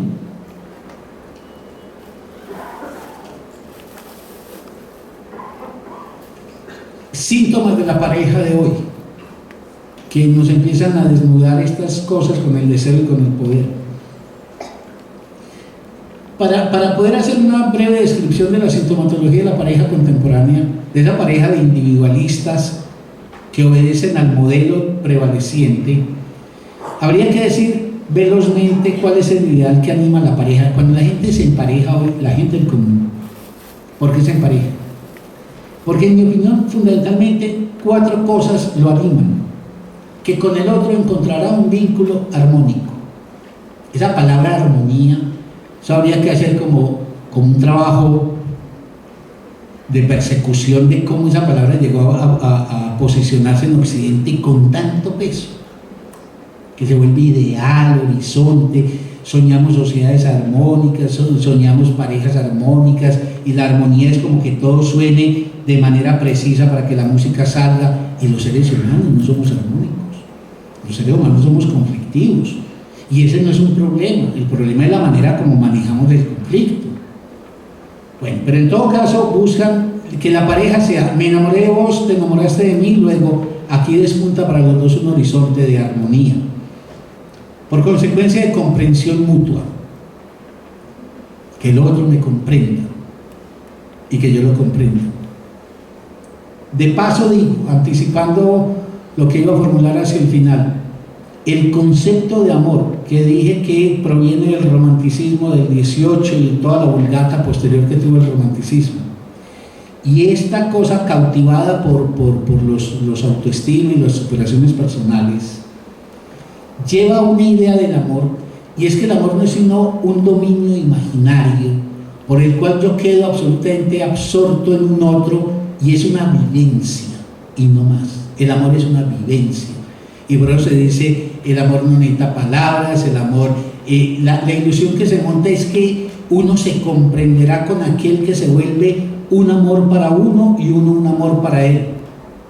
El problema pues es que yo les decía ahora a mis compañeros de Corpus Julieta que veníamos para acá, si yo veo eso como una postal, por ejemplo, Madame Bovary pensaba, cuando soñaba con Rodolfo, ella soñaba que la vida con Rodolfo iba a ser en una cabaña rústica en la playa mirando el bello horizonte marino. Eso como postal de momento, bien. Ahora, prolongame eso por todos los años de tu vida, eso es imposible. Es que te amo mucho y puede que nos miremos a los ojitos y estemos fascinados, sí, pero hay un momento donde hay que hablar, y basta que el ser humano hable para que el malentendido prenda. Basta que el ser humano hable para que los seres humanos seamos lo que somos, singularidades en ejercicio. Yo estoy aquí hablando, y lo que yo estoy diciendo no es lo que cada cual de ustedes está entendiendo, pero no porque a ustedes les falte inteligencia o atención, sino porque es que la palabra no vehicula un sentido. La palabra no es un dispositivo de la comunicación a la manera de las señales animales. En la palabra humana hay equívoco. El equívoco no es negativo, el equívoco es la potencia precisamente creadora que tenemos los seres humanos. Armonía, comprensión, obviamente entonces comunicación, pleno de sentido en el ir y venir entre el amado y yo, y complementariedad. Es la otra palabra, complementariedad. Ustedes oigan que entrevistan a cualquiera, a la reina de belleza, todo, y usted que me no, el amor complementario. Complementario es que yo soy una parte y hay otra parte, y la parte otra viene y enchufa conmigo como un rompecabezas y hacemos la unidad. Y los seres humanos no nos complementamos. Por eso siempre los vínculos humanos en cualquier campo eran difíciles. Si podemos aspirar a mucho, nos suplementamos, pero no nos complementamos. Esa pareja de hoy,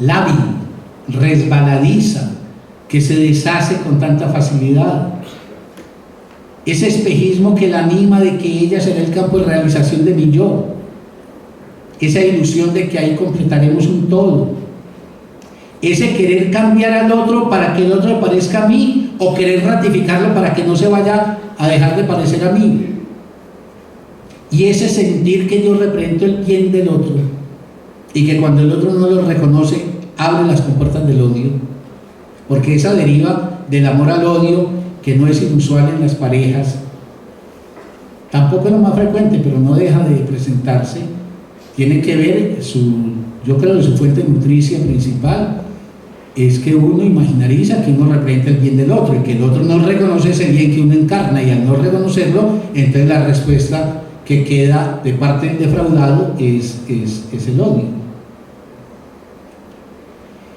Ese tipo de pareja, ¿qué quejas tiene la pareja de hoy? Y quejas que además habría, yo creo que plantear, pero ahí no me quiero meter porque sé que sería muy largo y muy delicado, por el momento no tengo elementos, pero habría que plantear si hay un tipo de queja de la mujer y un tipo de queja del hombre, y en qué anidaría eso.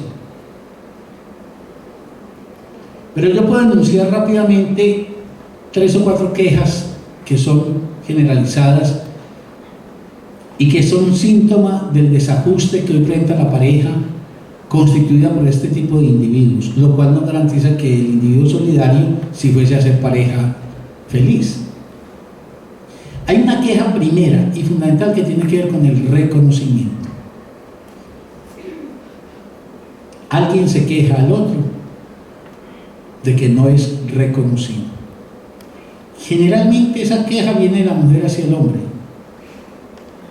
pero no por debilidad sino hay cosas muy complicadas.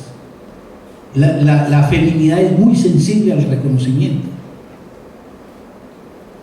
Freud decía: el hombre es feliz diciendo la amo, la mujer es feliz diciendo me ama.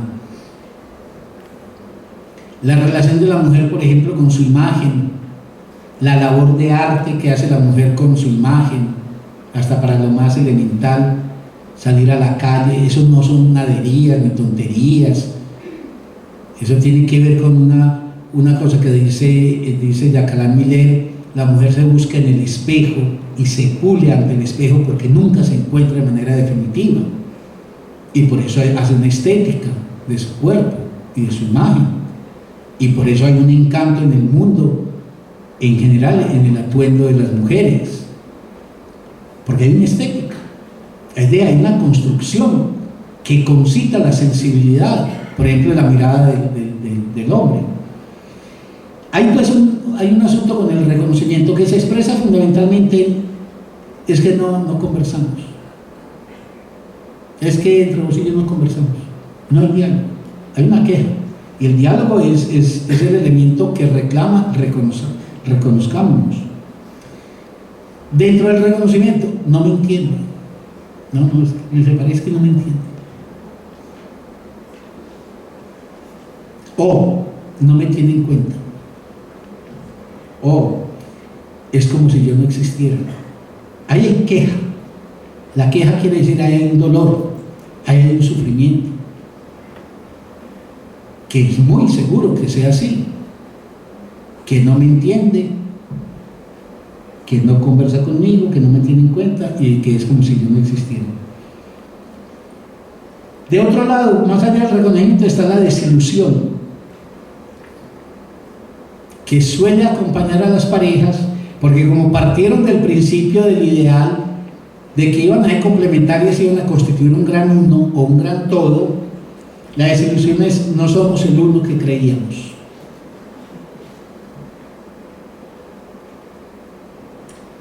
Y así, dentro de lo rápido que tengo que plantear esto, la insatisfacción de la sexualidad, o porque se pierde el deseo sexual, y siempre hay que preguntarse por qué.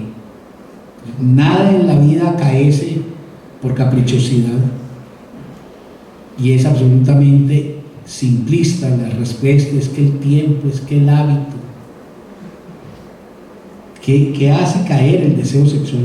O a veces peor, la existencia del deseo acompañada de la insatisfacción sexual, en una época en donde además la sexualidad se ha vuelto uno de los elementos dichosos de nuestra experiencia vital, y en donde la mujer reclamó también su condición de deseante y gozante.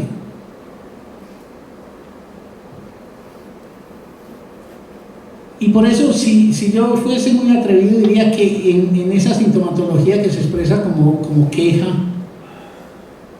tal vez en la mujer uno podría decir, ella pronunciaría un háblame, compréndeme. Y el síntoma en el hombre sería la sordera y la distracción. Ahora, yo dejo eso ahí enunciado sin poderlo explicar porque yo no lo entiendo bien, pero cuando yo veo que algo se reitera tanto, yo me pregunto qué es lo que empuja la emergencia de eso. Por ejemplo, que a los hombres nos acusen tanto las mujeres de ser sordos.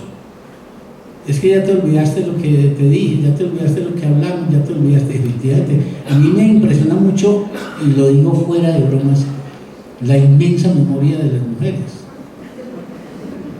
Pero inmensa, pues, por ejemplo, que habla del compromiso profundo también con una relación. Que le dicen a uno, no, es que ahí estás otra vez, ¿no? Eso fue como hace 3 años cuando fuimos de... Nos diríamos que fue... Claro, pero entonces yo digo, si uno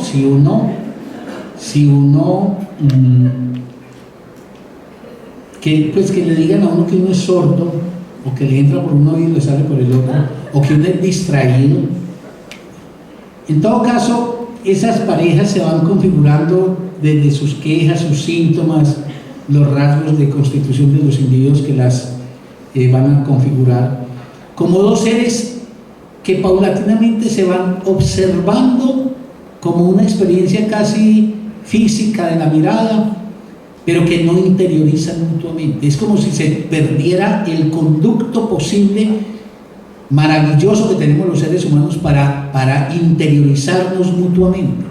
Ningún animal interioriza con otro animal. Es que no puede interiorizar sino a partir de los lenguajes. Y un sistema de señales no es un lenguaje.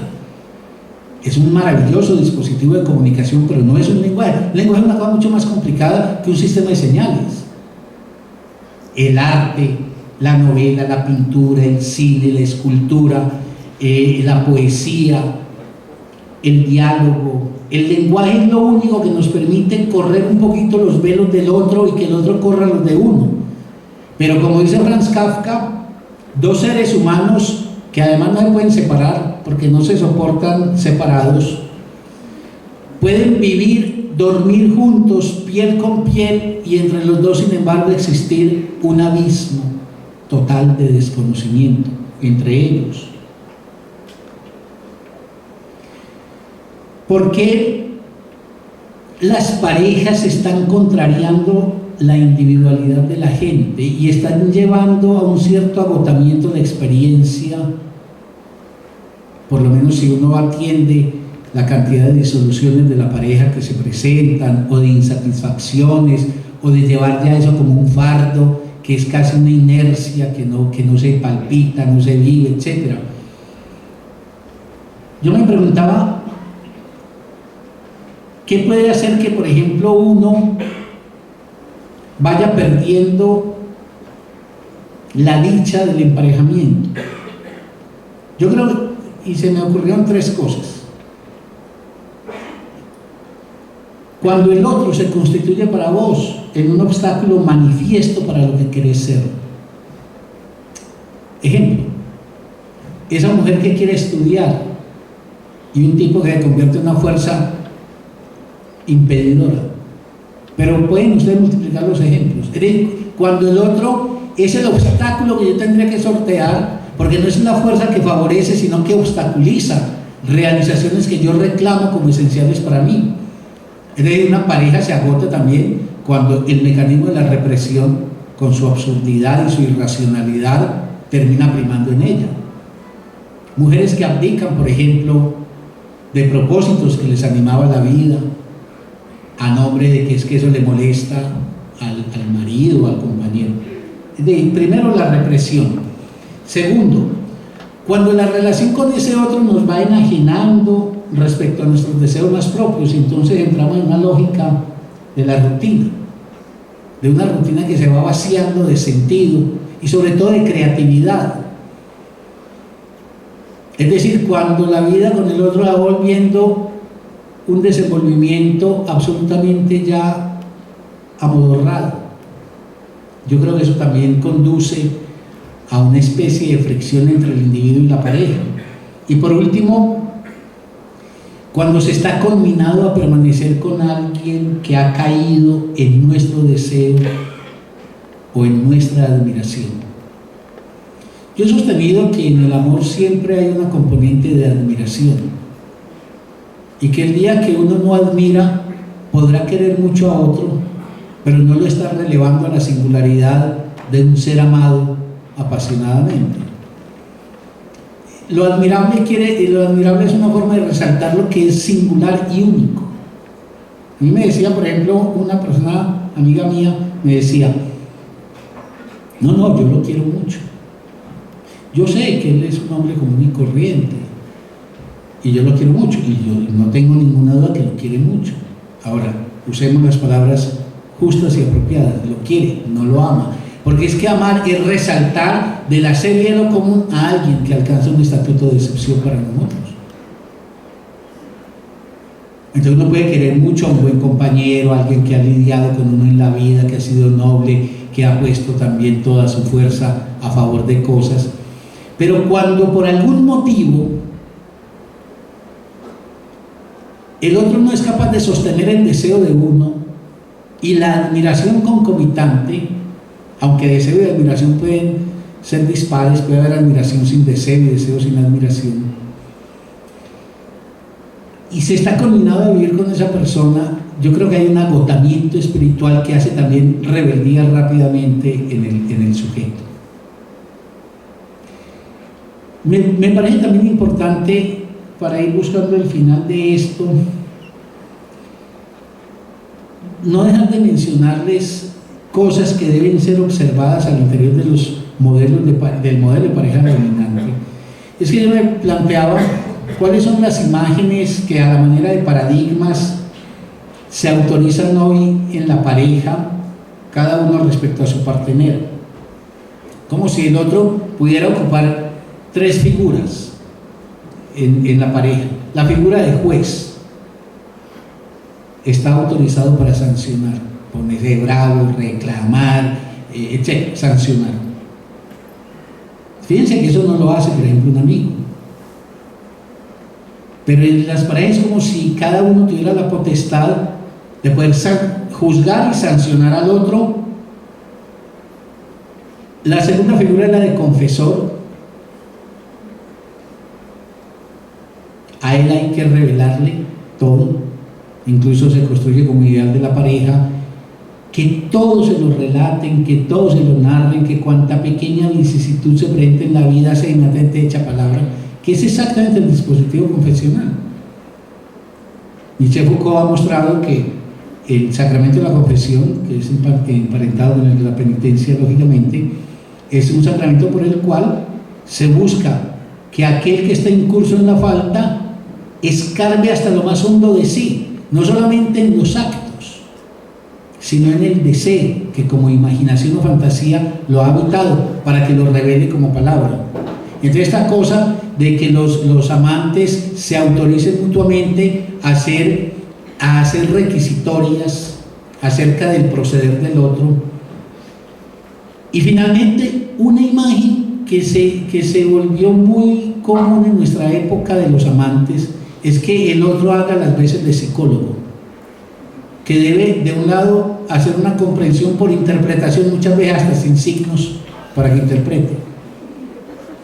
Y entonces se le pide al otro como que, por ejemplo, es que no te diste cuenta que estoy angustiado.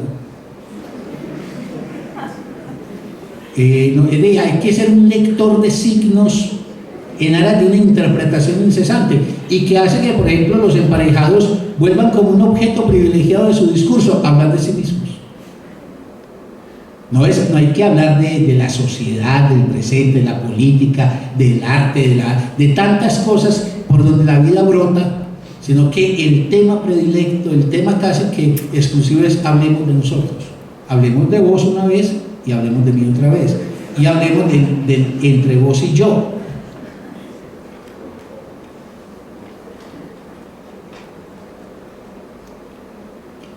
Bueno, voy a terminar con lo siguiente, porque el tiempo voló. Esa pareja ha derivado muchas cosas. Esas parejas uno puede reconocer, por ejemplo, algunas que se mantienen en un pasaje rápido y alternativo de la dulzura a la hostilidad. Ahora te quiero mucho, al momento siguiente soy hosco con vos, etcétera, y viceversa.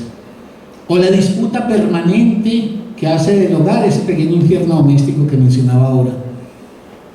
Llegamos a él animados por la esperanza de que ese iba a ser una especie de paraíso en la tierra, y eso devino de pronto ese lugar donde la puja, la pugna está a flor de piel permanentemente.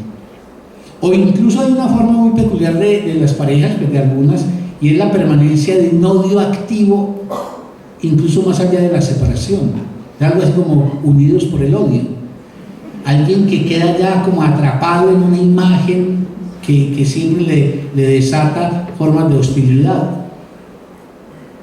O esas otras que ni juntos ni separados. ¿Se acuerdan? Si vieron una película tan linda que se llama La mujer de al lado, de Truffaut, que termina con esa frase de un hombre y una mujer que no se pueden ni encontrar ni separar. Si se separan no pueden vivir, y si se encuentran se matan. Y de hecho la película termina con una escena maravillosa, y es que están haciendo el amor, están en esa imagen de la unión por excelencia, o por lo menos del anhelo unitivo del ser humano, y de pronto ella entonces en ese instante dirige la mano al bolso, saca un revólver, y en el momento en que están pues en el acto sexual, ella le deserraja un tiro a él en la sien y se lo pega a ella también a sí misma, como un símbolo de la unión del amor y de la muerte, en la imposibilidad creativa de una pareja, o para separarse o para vivir juntos, en términos pues que no se vuelvan simplemente el ejercicio de la agresividad. Ahora, esas parejas, yo he percibido que la pareja contemporánea ha ido haciendo un desplazamiento que tiene que ver con que, de concebir que nos realizaremos juntos, mantendremos el sopor de nuestra relación, haciendo de esto un dispositivo para el entretenimiento. Entonces, por eso el programa y el entretenimiento es decisivo. Trabajamos como mulas, yo en un trabajo que vos no sabes qué es, y vos en otro que yo no sé qué es, pero el viernes salimos y nos tomamos tragos.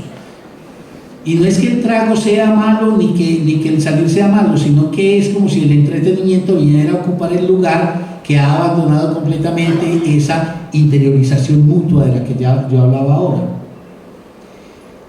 Del proyecto inicial de que seamos aportantes mutuos a una realización de cada uno de los dos, se deriva a una compañía consumista. Entonces la importancia que empiezan a cobrar los objetos que se consumirán en común, a efecto de adornar la casa, engalanar la finca, el carro que vamos a conseguir, etc. De ser la pareja, como lo pudo ser en otras épocas de la humanidad, una referencia para el sujeto articularse al mundo público, ha pasado a ser un refugio contra la ciudad y contra el otro. Bien, mi tesis que voy a formular a partir de la pregunta: ¿es posible, pero es posible, un modelo de pareja amorosa que dé lugar a la singularidad de los amantes? ¿Es posible? ¿O eso es la cuadratura del círculo? ¿O eso es el hielo frito? ¿O eso son dos cosas imposibles?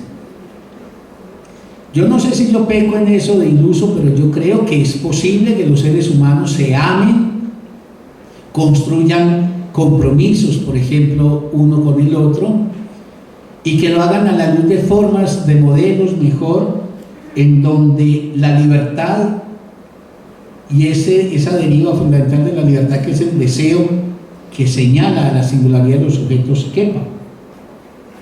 Por eso lo que habría que preguntar es si el tipo de individuo que yo describí ahora, que es el individuo individualista, narciso, satisfecho de sí, sin límite, etc., el modelo de pareja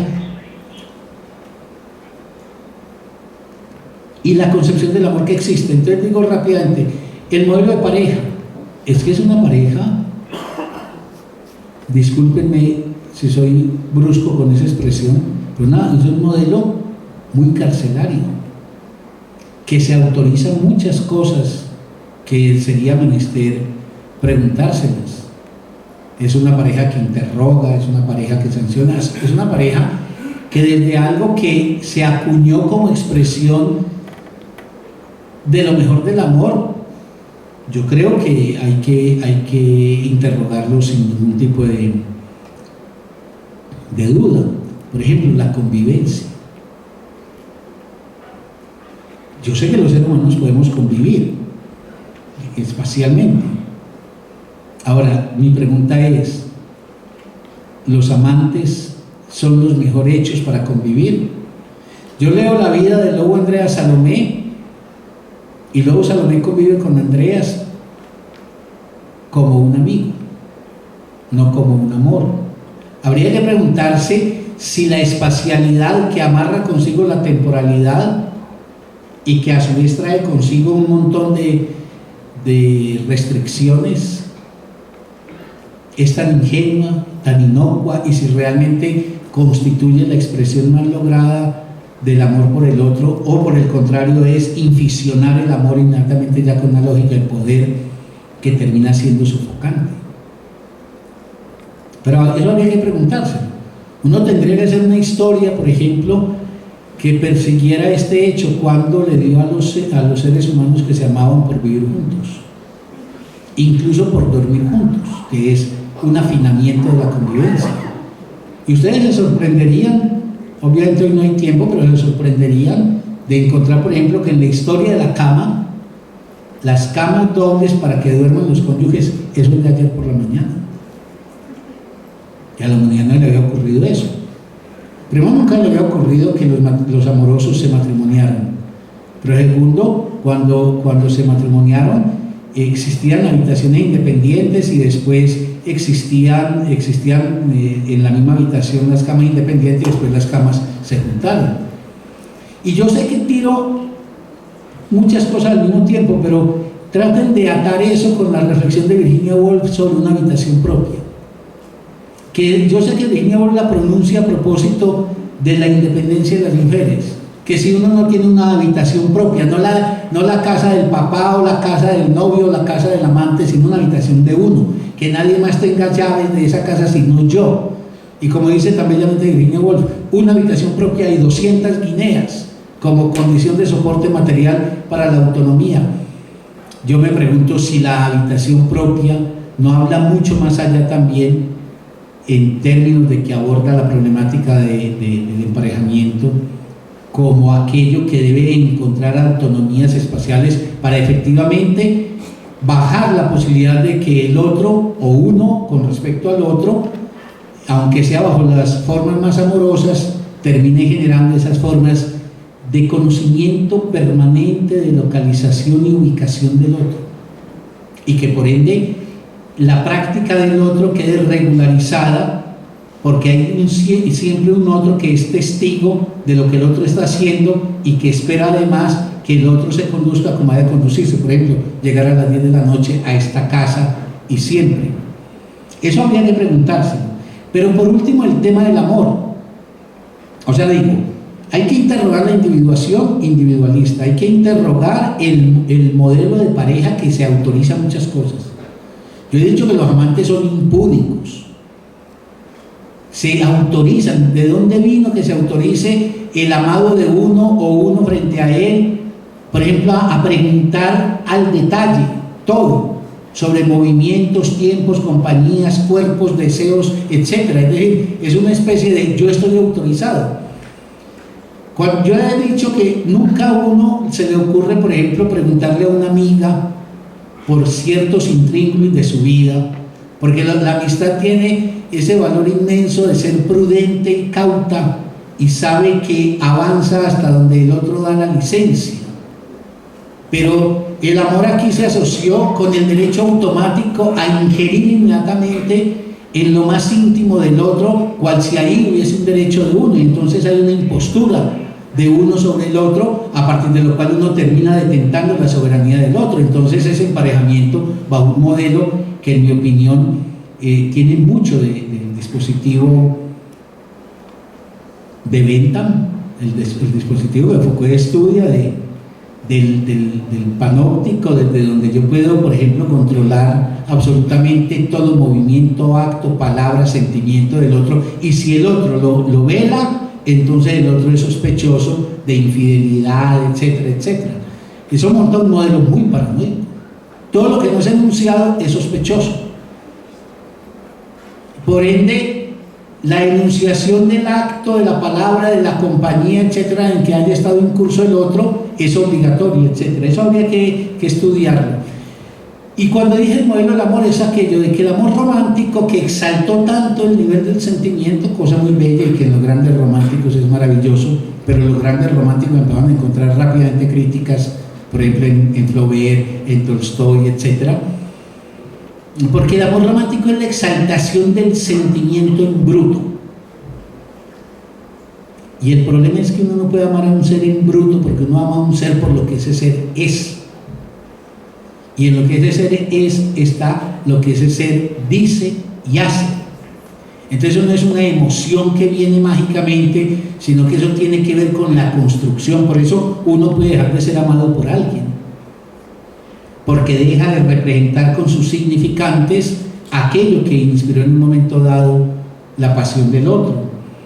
Pero eso a su vez cayó en manos de la autoestima y la superación personal y de todas las técnicas contemporáneas que le proponen a la gente que el amor se sostiene y se alimenta de una especie de fluvio emocional y de simplemente relaciones con la dulzura o la ternura, pero todo eso en el marco como de una especie de vivencia muda.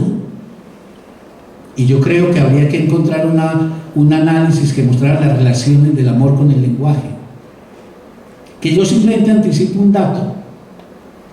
Si la famosa, repetida, pero no por eso menos cierta expresión, el ser del ser humano es el ser del lenguaje,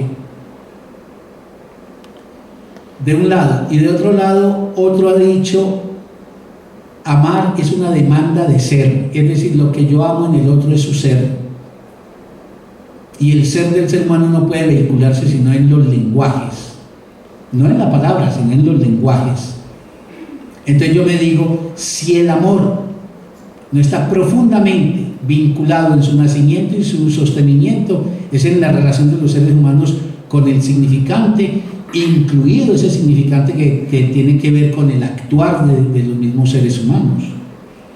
Pero entonces, como la autoestima levantó esa idea de que el amor no es sino unos consejos prácticos para que la gente inmediatamente pueda entrar en la buena consonancia con su partener, entonces la gran médula del amor, la relación de él con el significante, el hecho de que el otro es un fantasma para mí, porque el otro representa un significante único en el seno de otros seres humanos, y esos grandes asuntos, por ejemplo, como el diálogo, se han perdido.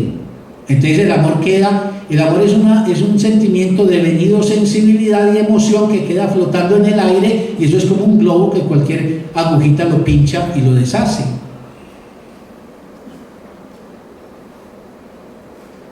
Y por eso digo yo, habría que entonces plantearnos relaciones con la democracia en el sentido de cuáles son los términos de poder que vincula a los dos amantes, una relación con el lenguaje, y algo que no alcancé a decir, que únicamente lo denuncio, la necesidad con respecto a esos dispositivos carcelarios que constituyen las parejas hoy a nombre de la amorosidad.